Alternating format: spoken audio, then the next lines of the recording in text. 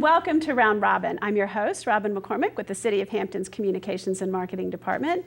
And today, as school is back in session and we are ready to go, we're going to talk about parents as partners, how to work with your school to be a part of your child's education. My guest is our family and relationships expert, Alvean Lyons. Welcome back. Hi, good morning.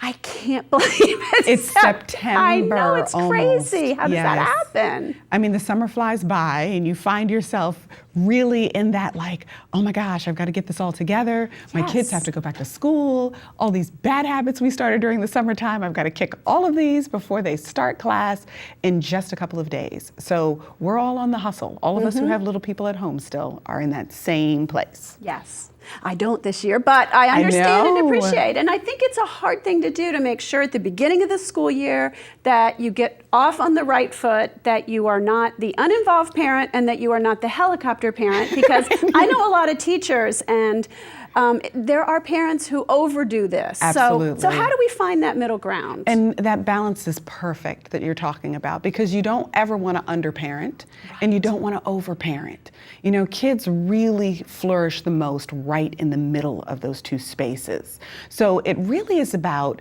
figuring out what's necessary and what's important versus what isn't really. So we like to look at it in terms of ABCs. You know, I always like things. I'm lovers of teachers. I love my teachers and I love my counselors. So I really try to find things that are simple for parents to remember. So I want to start first with A. Ask questions. When we're getting ready to go back to school, there are so many things, especially now with the advent of technology in the middle schools and in some of the elementary schools, they got iPads this year. Absolutely. So, which is such a fantastic initiative from the city, but it certainly adds a different lens of complexity for people who are not tech savvy. So as you're thinking about how do I support my child while he or she is at school, you may have questions also. But the thing we do as parents all the time is think that we need to know everything. So we feel funny about asking, which is exactly what our kids do in class. Right. They'll not know, but they don't want to be the person to interrupt the class, to slow things down, to seem like the uninformed one. So they avoid asking the question. But unfortunately, what that does is handicap us. So even as adults, we have to be okay with asking questions. Our teachers are really all right with it. They would much rather us ask than not ask. And then we find ourselves in a situation where our kids need to do things and we can't support them in the process at home. So, but it really does begin in the school experience. It really does begin with the communication with our teachers. So don't be afraid to ask questions. Okay.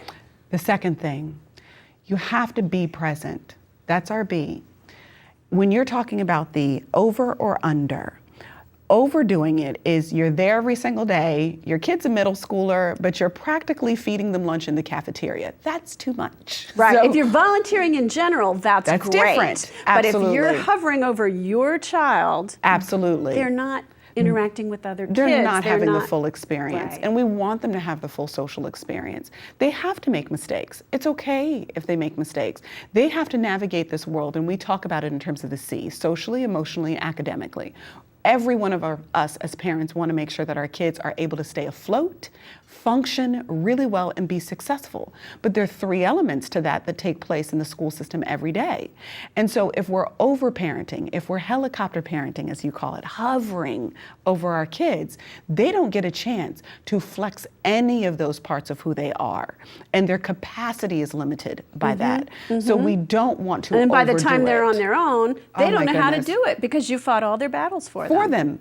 And the truth is they have to. It's like riding the bike. They've got to fall off. They've got to skin their knees. You can't protect them from everything. But simultaneously, you don't want to be so uninvolved that they don't know that they have support when they need it. Right, right. So we definitely want to make sure that we find that space in between. But the being present really is about the fact that your teachers need to know that you care about your kid. The reality is that teachers respond to parents who are actively involved in the process. It's not that they don't love every child or want success for every child, but there is a difference in perception of parents who are involved in the process and parents who are totally uninvolved in the process. Right, because they'll work with a parent if a parent will work with them, but if they know the parent is uninvolved, they'll try something different, and then you're out of that loop. Absolutely. And it breeds conflict, unnecessary conflict also, because you can't expect someone to know what your expectations are for this partnership if you're not actually a part of it. You've got to have a conversation. Teachers are brilliant, but they're not mind readers. And while I understand that we all expect the very best teacher and to treat our kids just perfectly, the reality is that everybody's human. We have different personalities. We approach things in different ways. None of our teachers are looking for our kids to fail. Every teacher wants your kid to do well, but they also need to know that you're going to help them in the process, because they have your kids for 6 to 7 hours during the day. That means that there are literally 18 other hours that they're not with your kid. So it's important that during those other 17, 18, you are part of the process of making sure that what it is that's happening in the school system is being reinforced at home. And if there's something happening at the school level that is not what you want, you're the one who has to be a part of the conversation where that's concerned. You are your child's best advocate. So we have to be present. We have to show up. Parent-teacher conferences, be there. They need to talk to you. Back to school night for sure. Absolutely, which is literally like happening. And then open house, go to open house. All of those things that are taking place, all of those opportunities to connect, don't waste them. And PTA, you know, it's one of those statistics where when kids are in elementary school, PTA membership is pretty good, but it tapers off in middle and high school. Which is really unfortunate, because our kids tend to need us more, but in different kinds of ways. A lot of us assume that because our kids are not little anymore, that they can take care of it, they're on their own, they can go do it.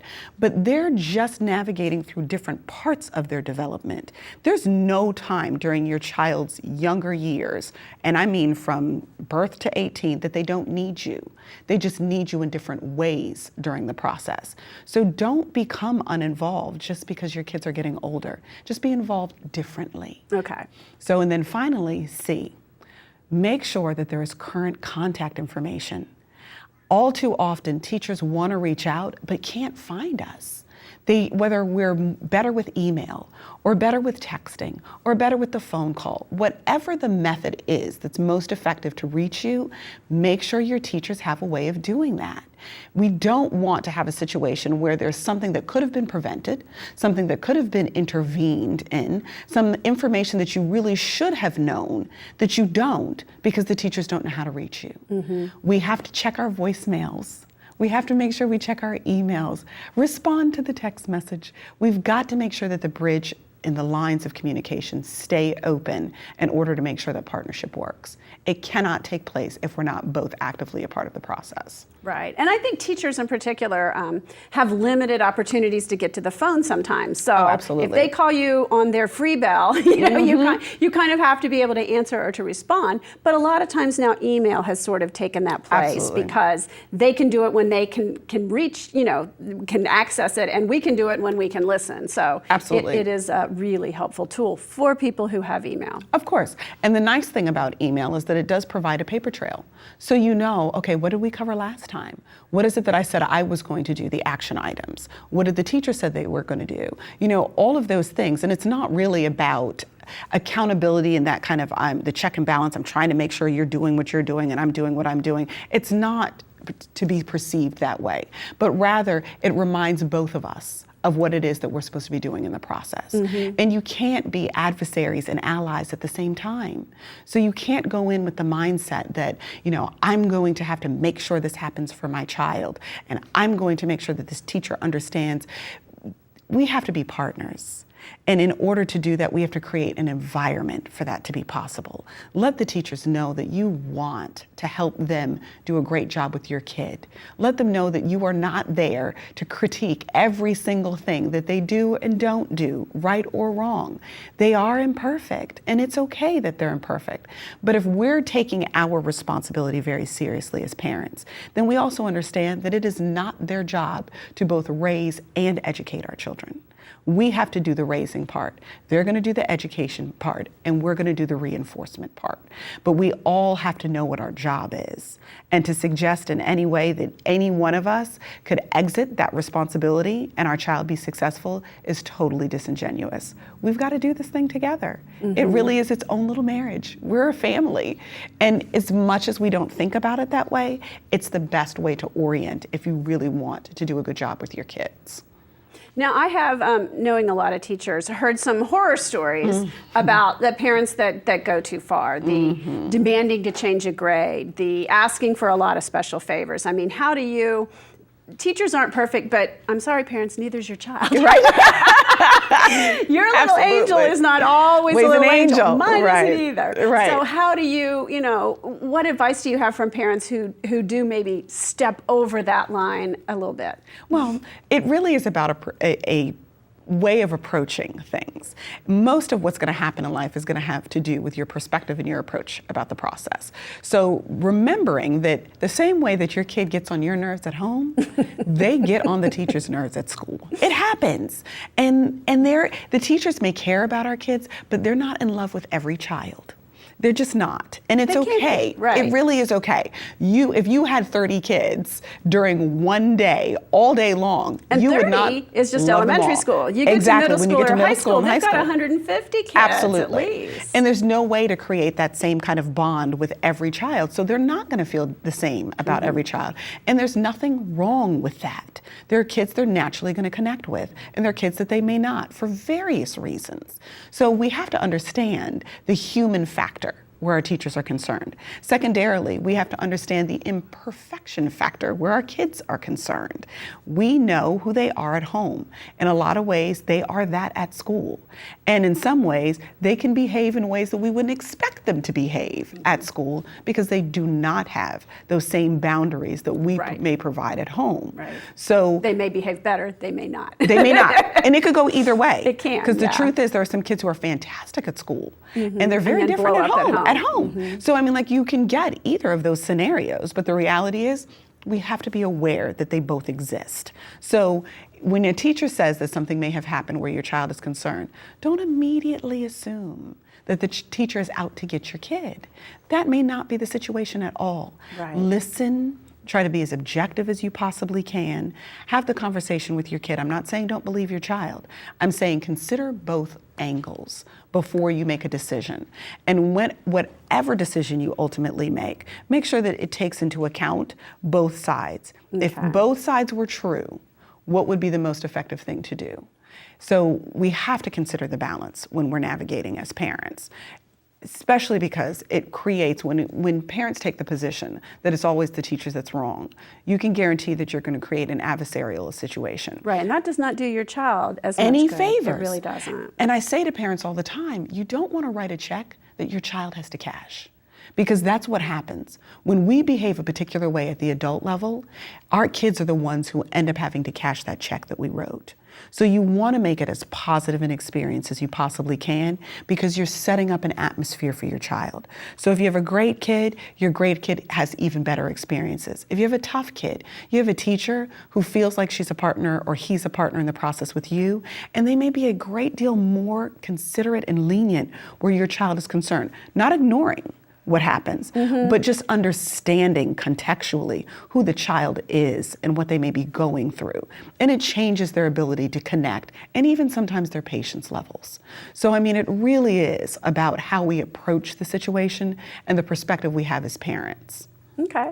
Well, the other thing I would say is use the tools that the school system gives you. So you may not have to email or call the teacher to find out an answer because it may be in the agenda. It may be written down. It may be you can go online and check the grades and see how your kid is doing without always having to ask. So the more you know when you have that conversation, the less time it takes, the easier you are on both of you. Because teachers are very busy, we're very busy. Absolutely. And being informed makes a huge difference.